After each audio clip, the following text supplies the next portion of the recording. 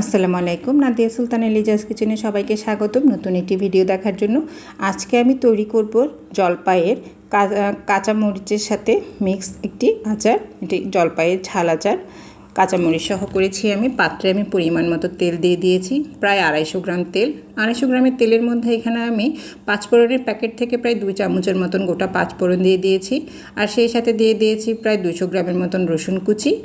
আর এটাকে খুব ভালোভাবে আমি ভেজে নিচ্ছি। এবার দিয়ে দিলাম প্রায় 2 টেবিল চামচ পরিমাণ আদা বাটা, সেই সাথে দিয়েছি আপনার সরিষা বাটা।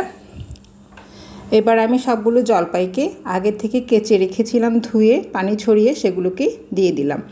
আপনারা চাইলে এটিকে এভাবেও করতে পারেন, আবার কেউ চাইলে জলপাইটাকে রোদে শুকিয়েও করতে পারেন। আমি যেহেতু রোদে ঝামেলা করতে চাইনি, তাই আমি এভাবেই করলাম। তো এখানে আমি এবার স্বাদ মতো লবণ ছিটিয়ে দিচ্ছি। টক জিনিসে কিন্তু লবণের পরিমাণটা একটু বেশিই যায়, তো আপনারা লবণটা অল্প অল্প করে দেবেন। আর সুন্দর একটা কালার আসার জন্য এখানে আমি হলুদের গুঁড়ো দিয়ে দিচ্ছি। আপনারা যখন আচারটা করবেন হাতে রেখে হলুদের গুঁড়ো দেবেন, কারণ এক একটা হলুদের গুঁড়োতে এক এক রকম কালার আসে। যে এরকম হলুদ ইউজ করে থাকেন সেটা বুঝে দেবেন। এবার আমি পরিমাণ মতো এখানে কাঁচামরিচ দিয়ে দিলাম প্রায় 250 গ্রামের মতন। আপনারা চাইলে কম বেশিও দিতে পারেন। সেই সাথে কিন্তু এবার এখানে আমি দেব শুকনো মরিচ গোটা। আর আপনারা চাইলে এখানে রসুনটাকে বাটাও দিতে পারেন, চাইলে রসুন কুচিও ইউজ করতে পারেন, সমস্যা হবে না। এটাকে তেলের মধ্যে খুব ভালোভাবে কষিয়ে নিতে হবে। আর এই আচারে কিন্তু তেলের পরিমাণটা একটু বাড়তি যাবে। শুকনো মরিচটাকে আমি একটু ভেঙেই দিয়েছি ঝালটা একটু বের হওয়ার জন্য। যেহেতু এবার আমি একটু অন্যরকম জলপাইয়ের ঝাল আচার করছি কাঁচামরিচের ফ্লেভারে, তাই এখানে একটু আমি কাঁচামরিচটা গোটাই দিয়েছি। এবার দিয়ে দিলাম আগে থেকে টেলে রাখা পাঁচফোড়নের গুঁড়ো, সেটাও দিয়েছি প্রায় 2 থেকে 3 চামচের মতন। আর এখানে আমি জলপাই নিয়েছি প্রায় 2 কেজি। 2 কেজি জলপাইয়ে কিন্তু আপনারা মিষ্টি যে যেরকম খাবেন সেরকমই দিবেন। আমি এখানে প্রায় আধা কেজির কাছাকাছি আমার চিনি লেগেছে, তো আমি কিন্তু টক এবং মিষ্টি ব্যালেন্স রেখেই কিন্তু চিনিটা ঢেলেছি। একসাথে কিন্তু সব চিনি আমি দিয়ে দেইনি।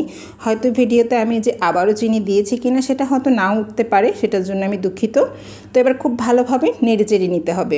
আমি কিন্তু মাঝে কিন্তু পাতিল কিন্তু চেঞ্জ করেছি। আপনারা সব চেষ্টা করবেন এখানের মধ্যে ননস্টিকের পাতিলে করার। তো গরম মশলা দেওয়ার পরে কিন্তু আমার জলপাইগুলো খুব ভালোভাবে কষে আসার পরে এখানে আমি ভিনেগার দিয়ে দিয়েছি প্রায় 1.5 কাপ পরিমাণ। ভিনেগারটা দিলে কিন্তু আপনার আচারটা আর রোদে দেওয়ার ঝামেলা থাকলেও না, আর আচারটা আপনার নষ্ট হবে না। শেষের দিকে এসে কিন্তু আমি আবারও একটু গোটা পাঁচফোড়ন উপর থেকে ছিটিয়ে দিচ্ছি। এবার আমি ঢাকনা দিয়ে দিলাম এটি ভালোভাবে সেদ্ধ হয়ে আসার জন্য। তো প্রায় 1 থেকে 1.5 ঘন্টার মাঝারি আঁচের তাপের মধ্যেই কিন্তু আমি জলপাইয়ের আচারটা রেডি করেছি। আমি কিন্তু আগেই বলেছি আমি কিন্তু পাতিল চেঞ্জ করে নিয়েছিলাম মাঝে। তো আমি এবার ননস্টিকের পাতিলে এগুলোকে রেডি করছিলাম। যেহেতু আমার আচারটা আমার কাছে মনে হয়েছিল পাতিলে লেগে যাবে বলে, তাই আমি পাতিলটা চেঞ্জ করে দিয়েছি। দেখতেই পাচ্ছেন আমার আচারটা কিন্তু প্রায় কষে এসে সুন্দর একটা কালার এসেছে। আর এবার কিন্তু আমি আবারও ঢাকনা দিয়ে দিলাম। একেবারে এবার ফাইনাল লুক দেখা যাচ্ছে আমার আচার কিন্তু সুন্দর একটা কালার এসেছে এবং ভালোভাবে সেদ্ধ হয়ে গিয়েছে। আমার এই রেসিপিটি যদি আপনাদের ভালো লেগে থাকে তাহলে আপনারা আমার চ্যানেলটি সাবস্ক্রাইব করে দেবেন। দেখার জন্য ধন্যবাদ সবাইকে।